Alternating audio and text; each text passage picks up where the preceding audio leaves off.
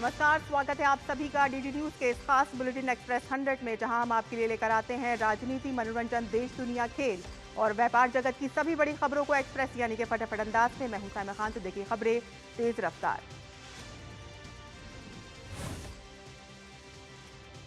प्रधानमंत्री नरेंद्र मोदी ने video conferencing के माध्यम से 18वें रोजगार मेले में विभिन्न सरकारी विभागों और संगठनों में नव नियुक्त युवाओं को 61,000 से अधिक नियुक्ति पत्र वितरित किए। 18वां रोजगार मेला देश भर के 45 स्थानों पर आयोजित किया गया, जिसमें पीएम वर्चुअल माध्यम से जुड़े। रोजगार मेले के माध्यम से अभी तक 11 लाख से अधिक नियुक्ति पत्र जारी किए जा चुके हैं। भारत के सभी हिस्सों से चयनित नव नियुक्त कर्मचारी गृह मंत्रालय, स्वास्थ्य एवं परिवार कल्याण मंत्रालय, वित्त सेवा विभाग और उच्च शिक्षा विभाग सहित भारत सरकार के विभिन्न मंत्रालयों और विभागों में कार्यभार ग्रहण करेंगे। प्रधानमंत्री नरेंद्र मोदी ने इस अवसर पर संबोधित किया। पीएम ने कहा कि यह विकसित भारत को गति देने का संकल्प पत्र है। पीएम ने नव नियुक्त युवाओं से नागरिक समस्याओं के समाधान पर विशेष ध्यान देने का आह्वान किया। पीएम ने इस बात पर खुशी जताई कि नव नियुक्त युवाओं में नारी शक्ति की भी बड़ी हिस्सेदारी है। 77वें गणतंत्र दिवस समारोह को लेकर तैयारियां लगभग पूरी हो चुकी हैं। समारोह में अतिथि के रूप में शामिल होने के लिए आज पहुंचेंगे विदेशी मेहमान।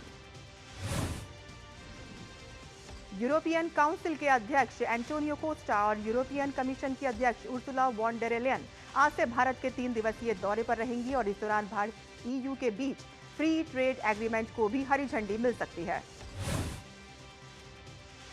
भारत और यूरोपीय यूनियन के बीच मुक्त व्यापार समझौता निर्णायक चरण में आ गया है और अगले कुछ दिन में इस डील पर दोनों देश हस्ताक्षर करने वाले हैं। बांग्लादेश की पूर्व प्रधानमंत्री शेख हसीना ने मोहम्मद यूनुस सरकार की कड़ी आलोचना की है और उन पर 12 फरवरी को होने वाले आम चुनावों से पहले अवामी लीग को निलंबित करके लोकतांत्रिक मानदंडों को कमजोर करने का आरोप लगाया।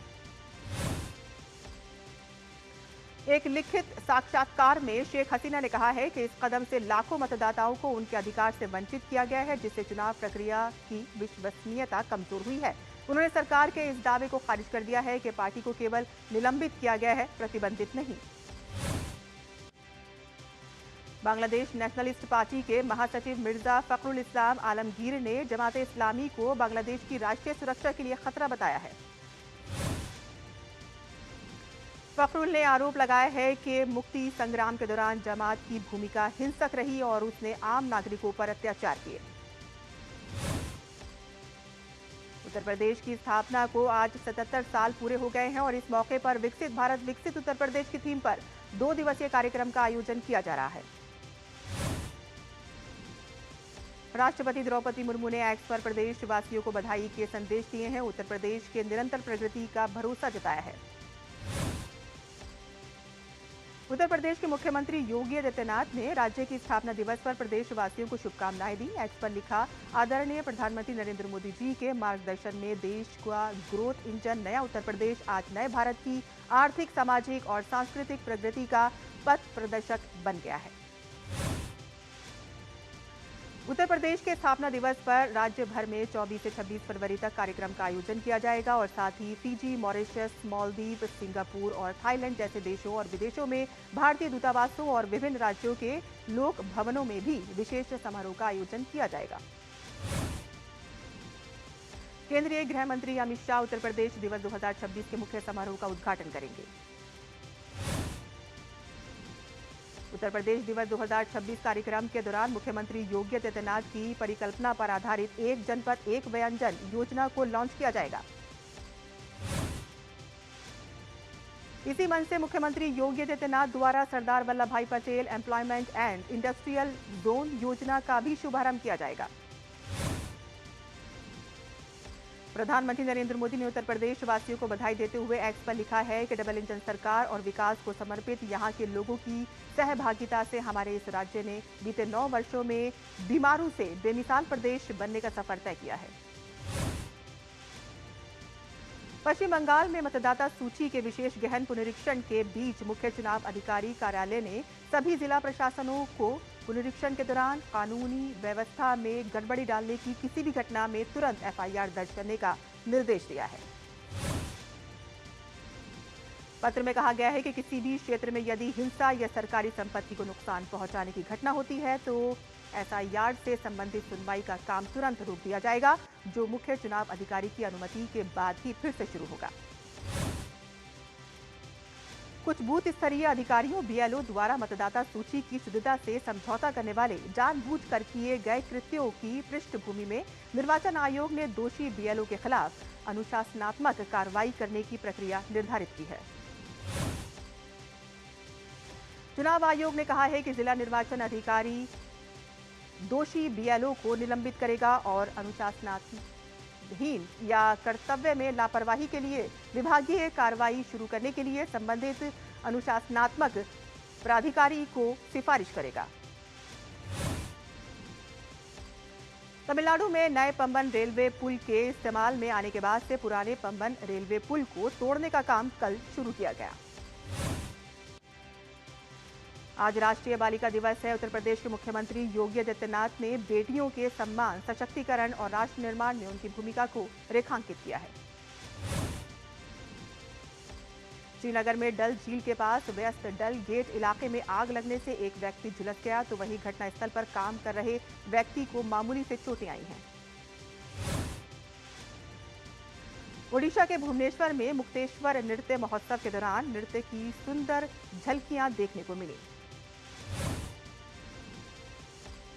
दिल्ली के त्रिवेणी कला संगम में दास्ताने गुरु नानक नाटक का मंचन हुआ, जिसमें गुरु नानक देव जी के जीवन और उनके आदर्शों को पेश किया गया और इसमें रंगमंच, संगीत और गुरबानी का अद्भुत संगम देखने को मिला। बिहार में पिछड़े वर्ग से आने वाले नेता जननायक कर्पूरी ठाकुर की आज 102वीं जयंती है।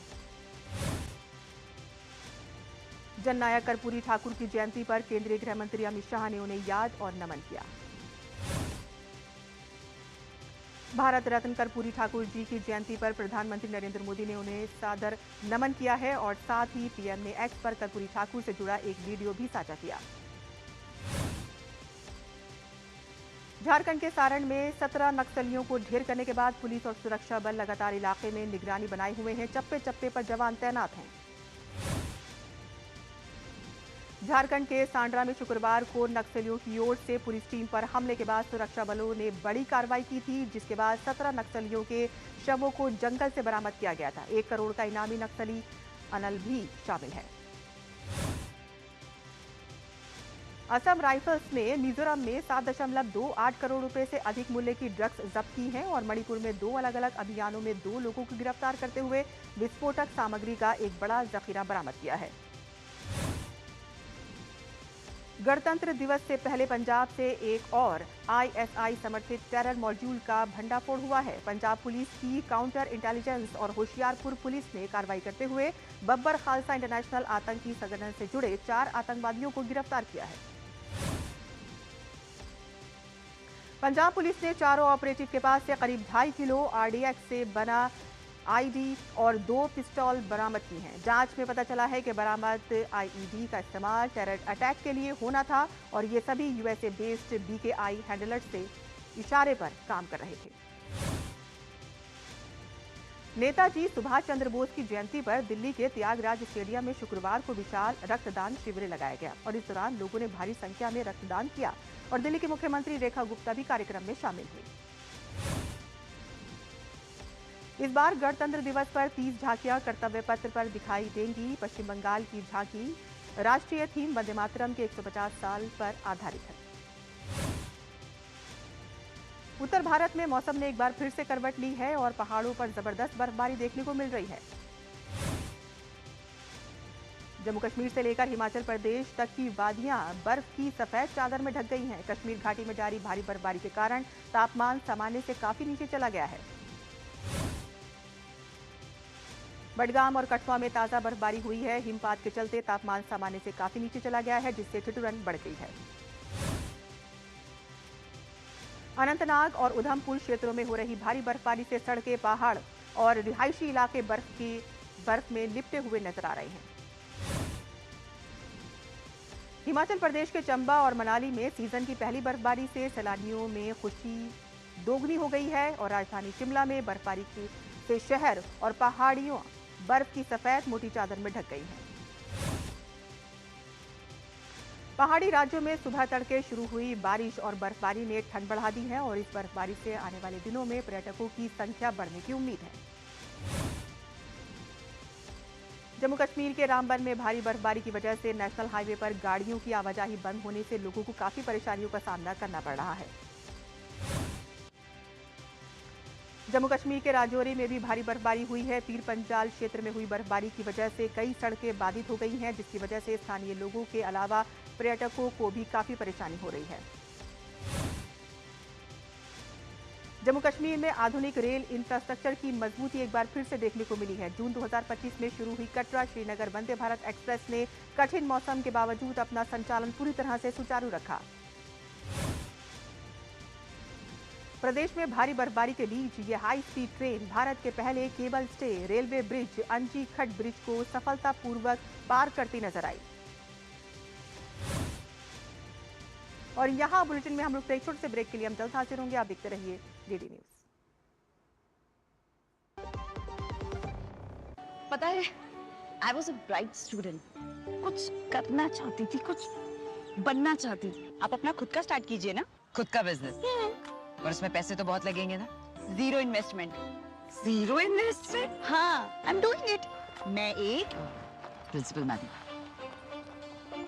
She is my client. मैं LIC एजेंट हूँ। LIC एजेंट बनो। अब बड़ा सोचो, हमारी वेबसाइट पर जाएं या अपनी नजदीकी LIC शाखा से संपर्क करें। टिंग टिंग, अम्मा मैसेज। मैं आपके मौसा के चाचा का नाती का पोता, शादी का कार्ड मैसेज में भेजा है, डाउनलोड करिए और आशीर्वाद दीजिए। मैं तो आपको जानती भी नहीं, फिर भी शादी का कार्ड खोलूं? मैं मूर्ख नहीं हूँ। क्या बात है अम्मा। UPI कहता है अगर कोई अनजान नंबर से फाइल या लिंक भेजे तो क्लिक मत करो और कहो मैं मूर्ख नहीं।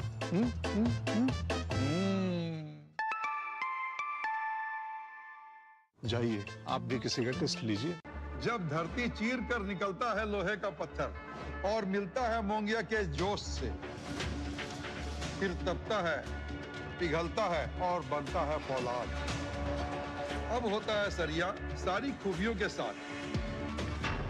मोंगिया स्टील, मजबूत देश का मजबूत सरिया। और ब्रेक के बाद आपका फिर से स्वागत है। आप देख रहे हैं एक्सप्रेस 100, खबरें तेज रफ्तार। केंद्रीय मंत्री अश्विनी वैष्णव ने एक्स पर एक पोस्ट में कहा है कि दुनिया भर के उपकरण निर्माता भारत में अपने आधार स्थापित कर रहे हैं और इसकी वजह से भारत की डिजाइन क्षमताएं, प्रतिभाओं का विशाल भंडार और प्रधानमंत्री नरेंद्र मोदी जी की निरंतर नीतियां हैं। अश्विनी वैष्णव ने कहा है कि ASML जो दुनिया में निर्मित लगभग हर सेमीकंडक्टर चिप को सक्षम बनाता है, उसकी पूरी वरिष्ठ नेतृत्व टीम ने सेमीकॉन इंडिया 2025 में भाग लिया। तो वहीं गुजरात के धोलेरा में स्थित सेमीकंडक्टर प्लांट जल्द ही ASML के आधुनिक उपकरणों का उपयोग करेगा। केंद्रीय पूर्वोत्तर क्षेत्र विकास और संचार मंत्री ज्योतिरादित्य सिंधिया ने त्रिपुरा में कुल 365 करोड़ रुपए की लागत वाली 8 महत्वपूर्ण विकास परियोजनाओं का लोकार्पण और शिलान्यास किया। केंद्रीय मंत्री सिंधिया ने कहा है कि प्रधानमंत्री नरेंद्र मोदी के अष्टलक्ष्मी विजन के अंतर्गत पूर्वोत्तर भारत अब केवल भौगोलिक सीमांत नहीं है, बल्कि भारत के विकास इंजन की भूमिका निभा रहा है। गोवा में हो रहे इंडिया एनर्जी वीक 2026 को लेकर पेट्रोलियम और प्राकृतिक गैस मंत्री हरदीप सिंह पुरी ने कहा है कि वैश्विक ऊर्जा परिवर्तन के अहम दौर में ये मंच दुनिया भर के ऊर्जा नेताओं को एक साथ लाएगा। हरदीप सिंह पुरी ने कहा है कि 75,000 से ज्यादा प्रतिभागियों और 120 से अधिक सत्रों के साथ ये आयोजन हर साल और भव्य होता जा रहा है और इसके अंतर्गत 11 थीमेटिक जोन में न्यूक्लियर और सस्टेनेबल एविएशन फ्यूल जैसे नए सेक्टर शामिल हैं। अरुणाचल प्रदेश के मुख्यमंत्री पेमा खांडू ने कहा है कि पिछले 10 साल में देश में स्टार्टअप में बड़ी तेजी आई है और राज्य अब पूर्वोत्तर से मजबूत योगदान दे रहा है। मुख्यमंत्री पेमा खांडू ने कहा है कि अरुणाचल प्रदेश नवोन्मेष एवं निवेश पार्क के तहत शुरुआती पूंजी समर्थन दोगुना कर दिया गया है ताकि स्टार्टअप को और मदद मिल सके। प्रधानमंत्री ग्राम सड़क योजना 4 के तहत केंद्र सरकार ने ग्रामीण इलाकों में 10,000 किलोमीटर से अधिक की सड़क परियोजनाओं को मंजूरी दी। ये योजना जम्मू कश्मीर, छत्तीसगढ़, उत्तराखंड, राजस्थान, हिमाचल प्रदेश, सिक्किम और अन्य केंद्र शासित प्रदेशों में लागू होगी और इन सड़कों से स्वास्थ्य, शिक्षा और रोजगार तक ग्रामीणों की पहुंच आसान होगी। केंद्र सरकार ने सार्वजनिक क्षेत्र की सामान्य बीमा कंपनियों, नाबार्ड और आरबीआई के कर्मचारियों और पेंशन भोगियों के वेतन और पेंशन संशोधन को मंजूरी दी। वित्त मंत्रालय के अनुसार इस फैसले से 90,000 से अधिक कर्मचारियों और पेंशन भोगियों को लाभ होगा। पीएफजीआईसी कर्मचारियों के वेतन में 12.41% की वृद्धि 1 अगस्त 2022 से लागू होगी। कर्नाटक हाईकोर्ट ने राज्य में बाइक टैक्सी सेवाओं पर लगा प्रतिबंध हटा दिया है, जिससे अब ओला, उबर और रैपिडो जैसी कंपनियां फिर से बाइक टैक्सी चला सकेंगी। भारत के विदेश मुद्रा भंडार में तेज बढ़ोतरी दर्ज हुई है। 16 जनवरी को खत्म हुए हफ्ते में ये $14.17 अरब बढ़कर $701.36 अरब पर पहुंचा। आरबीआई के अनुसार विदेशी मुद्रा भंडार के सबसे बड़े हिस्से फॉरेन करेंसी एसेट से करीब $9.65 अरब की बढ़ोतरी हुई है, तो वहीं देश के गोल्ड रिजर्व की वैल्यू भी $4.62 अरब बढ़ी। आरबीआई ने बैंकिंग प्रणाली में करीब 2 लाख करोड़ रुपए की तरलता डालने की योजना बनाई है और इसका उद्देश्य वित्तीय स्थिति को आसान बनाना और बैंकों को पर्याप्त फंड उपलब्ध कराना है। आरबीआई खुले बाजार से सरकारी बॉन्ड खरीद, विदेशी मुद्रा स्वैप और परिवर्तनीय दर रेपो ऑपरेशन करेगी और इसी कड़ी में 30 जनवरी 2026 को 25,000 करोड़ रुपए के लिए 90 दिनों का बीआरआर ऑपरेशन आयोजित होगा। केंद्रीय विद्युत मंत्रालय की नवीनतम एकीकृत रैंकिंग में टोरेंट पावर देश की वितरण कंपनी है। IT company HCL tech Singapore स्थित परामर्श कंपनी सिनर्जिक सॉल्यूशंस का लगभग 136 करोड़ रुपए में करेगी अधिग्रहण। भारत पेट्रोलियम कॉर्पोरेशन लिमिटेड का चालू वित्त वर्ष की तीसरी तिमाही में एकल आधार पर शुद्ध लाभ 62% से उछलकर 7,045.27 करोड़ रुपए रहा।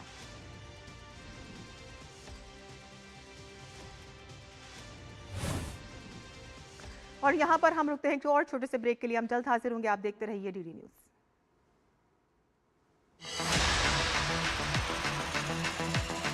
साइबर अलर्ट की टीम आज आ पहुंची है दिल्ली के ही एक सीनियर सिटीजन एसोसिएशन में। यहाँ पर चल रहा है डिजिटल लिटरेसी का अभियान। आज मतलब साइबर क्राइम अवेयरनेस के बारे में जाना, डिजिटल पेमेंट वगैरह कैसे की जाती है, बल्कि बच्चों ने डिटेल में समझाया। एक्सपीरियंस बहुत अच्छा था। मेरे पहली बार मैंने इसे करा। मैंने 1-2 बार पहले अपनी दादी को भी सिखाया है। मैंने कभी सोचा नहीं था कि मैं किसी को सिखाऊंगा स्टूडेंट लेवल पे। मोबाइल में कोई गलती नहीं है, जितनी भी गलतियां हैं वो उपयोग करने वालों के ऊपर ही है। सब मोबाइल इतने कॉम्प्लिकेटेड हो गए, लेकिन आज जो बच्चों के साथ था, मुझे लगता है कि ये सब चीजें बार बार होनी चाहिए। तो देखिए साइबर अलर्ट शनिवार रात 10 बजे सिर्फ डीडी न्यूज पर।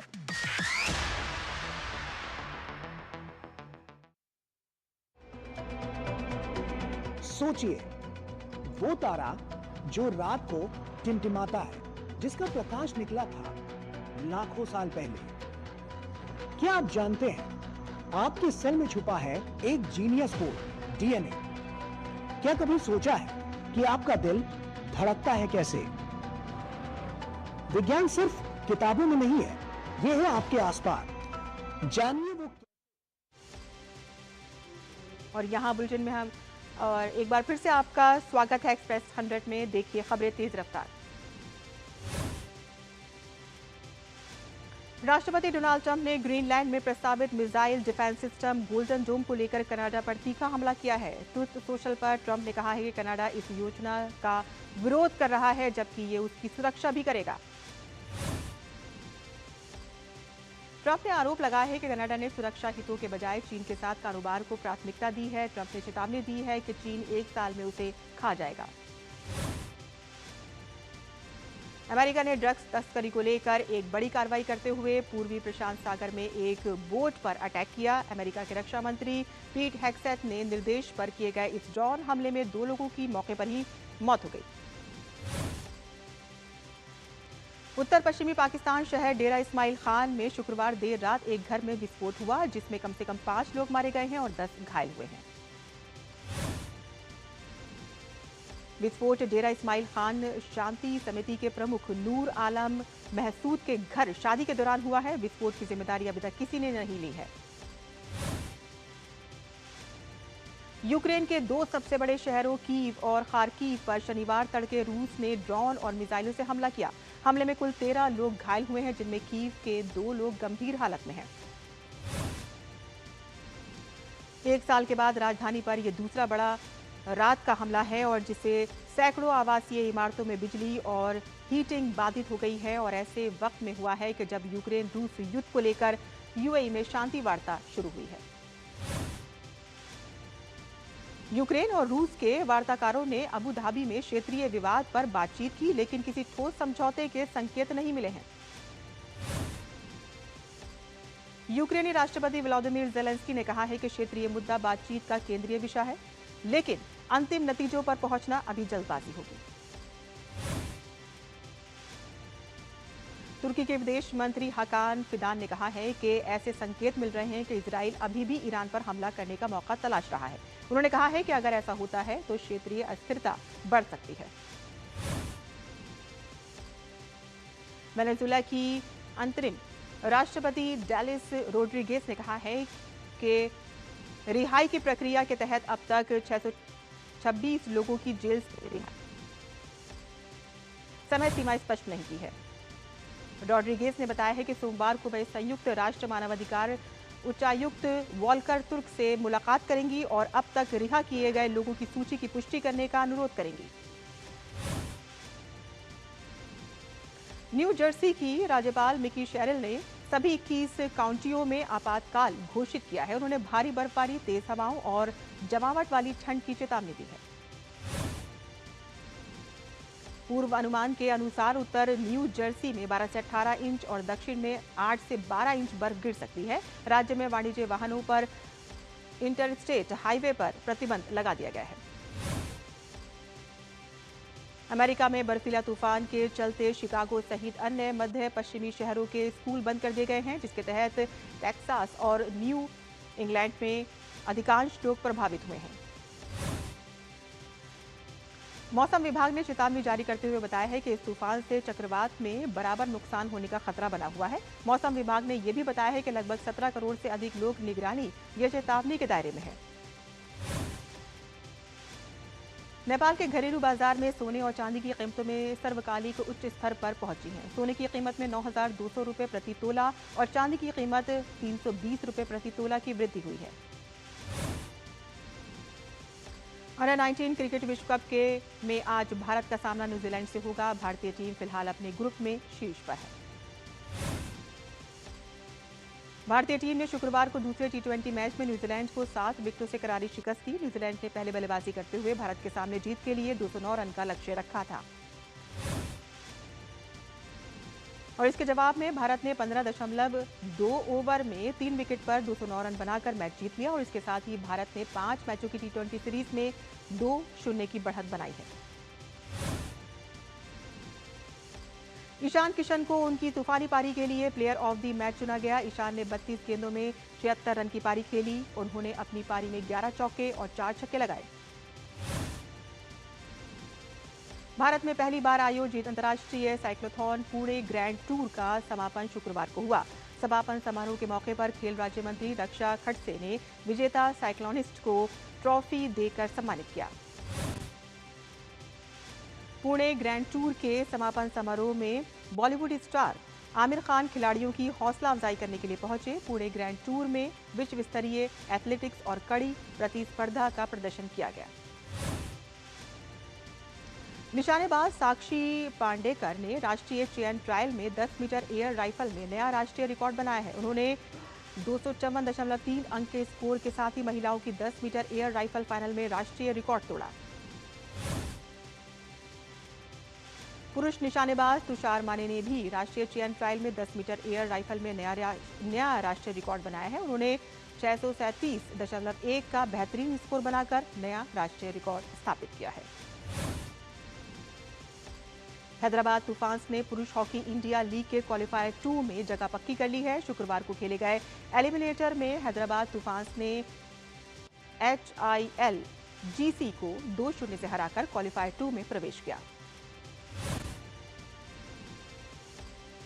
हैदराबाद की ओर से शिलानंद लाकड़ा ने दोनों गोल दागे। हैदराबाद तूफान्स रविवार को क्वालिफायर 2 खेलेगी, जबकि HIL GC सोमवार को तीसरे और चौथे स्थान के लिए होने वाले मैच में उतरेगी। यानिक सिन्हर ने ऑस्ट्रेलियन ओपन के पुरुष एकल वर्ग के चौथे दौर में जगह बना ली है। आज खेले गए तीसरे दौर में मैच में सिन्हर ने गर्मी से जूझने के बावजूद इलियट स्पिजरी को हराने में कामयाबी पाई। मेडिसन कीज ने ऑस्ट्रेलियन ओपन के महिला एकल वर्ग के चौथे दौर में जगह बना ली है। आज खेले गए तीसरे दौर के मैच में कीज ने पिलिस्कोवा को मात दी। भारत के मानुष शाह और दिया चिताले ने WTT कंटेंडर का मिश्रित युगल वर्ग का खिताब अपने नाम किया है। मानुष और दिया ने खिताबी मुकाबले में चीन की चौथी वरीयता प्राप्त जोड़ी को हराया। और एक्सप्रेस न्यूज में फिलहाल इतना ही। हमें दीजिए इजाजत। नमस्कार।